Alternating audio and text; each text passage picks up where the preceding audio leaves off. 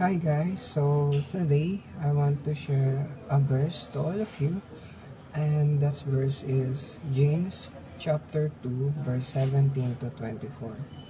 So it says that in the same way, faith by itself, if it is not accompanied by action, is dead. But someone will say, "You have faith, I have deeds. Show me your faith without deeds, and I will show you my faith with my deeds." You believe that there is one God? Good. Even the demons believe that and shudder. You foolish person, do you want evidence that faith without deeds is useless?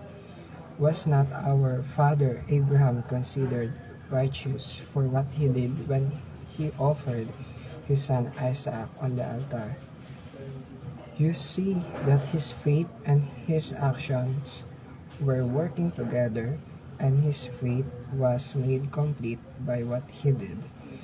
And the scripture was fulfilled that says, Abraham believed God, and it was credited to him as righteousness, and he was called God's friend.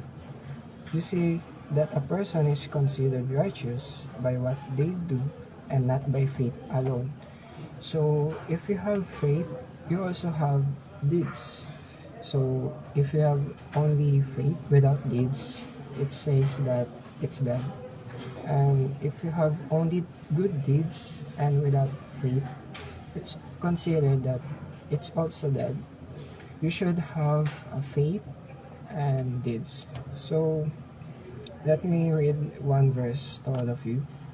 And it says that in verse 16, if one of you says to them, "Go in peace, keep warm and well fed," but does not nothing about their physical needs, what good is it?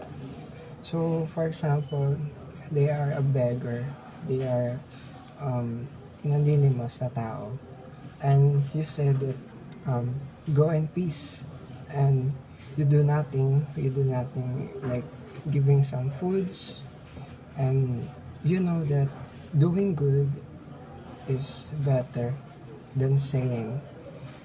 And kung naawa ka lang sa kanya, wala kang ginawa sa kanya, that's that. You have faith, but um you have you have faith but without good deeds. So ito yung nasasabi dito sa verse nito. And if you have a good deeds, like you just showing care to others, you just giving foods, giving what they need.